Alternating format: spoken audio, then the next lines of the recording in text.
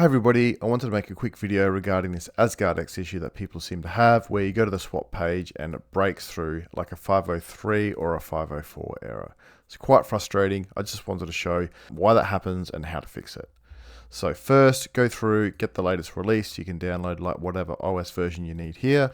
Then when you're within the app, go to the settings, and then from there, go to this expert mode, and you'll find that you're going to have a different URL here. So if we look at them, there are two. This is the main one, and then for a while that was offline. Then this was used, or people were told to put this one in, and now that one's offline. So this is going to be the one you're going to want. So if you find you have this Liquidify one here in this Midgard MyChain, you want to go ahead and change that and put that in and press the test. The test then will test that URL and make sure it's all good to go.